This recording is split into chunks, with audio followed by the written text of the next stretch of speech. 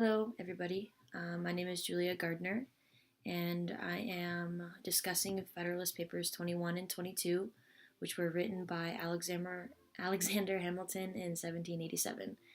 Um, Federalist Paper 21 was titled Other Defects of the Present Confederation, and 22 was titled The Same Subject Continued Other Defects of the Present Confederation.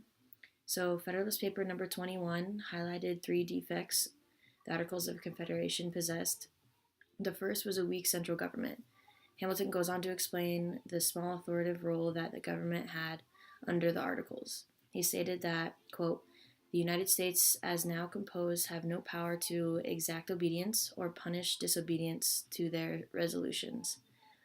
The states controlled themselves in a way, and the lack of enforcement from the laws confused the citizens at the time, leaving the states to disregard the laws the central government made. Hamilton expressed his concerns about the states forming rival confederacies that would fight one another and also be a target for British parliaments and their allies, if not backed by a strong central government. He also added that the states were left to protect themselves against any attacks or internal battles. This left the states on their own, and Congress had no power to restore justice and to ensure freedom to and for the states. The third issue in Paper 21 is revenue. Congress uh, to had no way to receive funding from the states. Hamilton raises a suggestion on how to keep the funding from the states fair by inflicting a national consumption tax that each citizen would pay to ensure that money was circulating back to the government. This acts as a present day sales tax, and a lot of anti federalists were worried about this. Like, they thought that it would be how their taxes were before. Um, and so Hamilton reinforces that if a citizen didn't like how much money they were giving to the government, they would just consume less. So, um,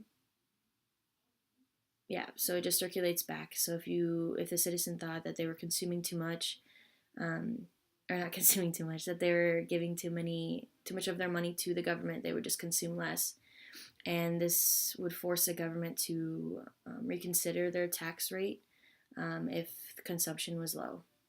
So Federalist Paper number 22 highlights more issues within the Articles of Confederation.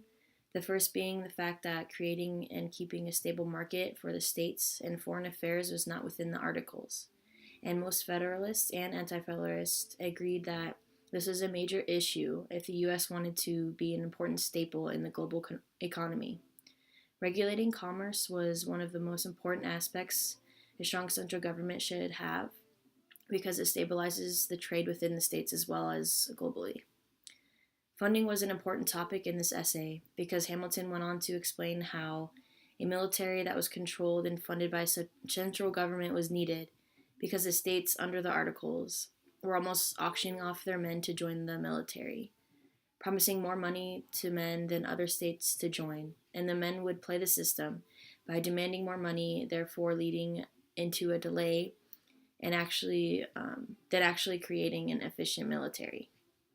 The states that were closer to the battles struggled to keep up with the demands of filling their requirements for military, and those states that were further away from battles sent less men and had little influence on supporting the neighboring troops, which Hamilton thought wasn't fair.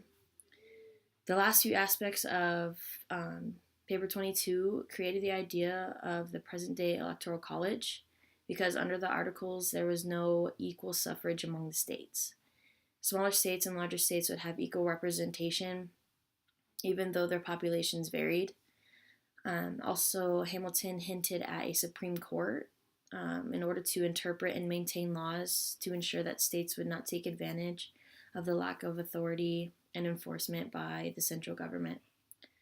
Overall, these two essays highlighted the disadvantages the Articles possessed and therefore hinted at what the new Constitution should contain in order to have a better functioning country. The states had too much power over the federal government, not listening to their laws and doing what they wanted without an oversight or any consequences. Hamilton expressed that a strong central government was needed by pointing out these flaws within the Articles in these two papers.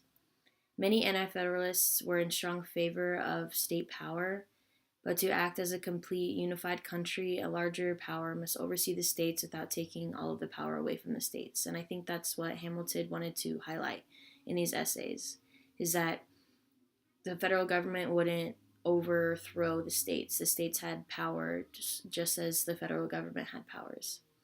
And yeah, that's about it, guys. Thanks.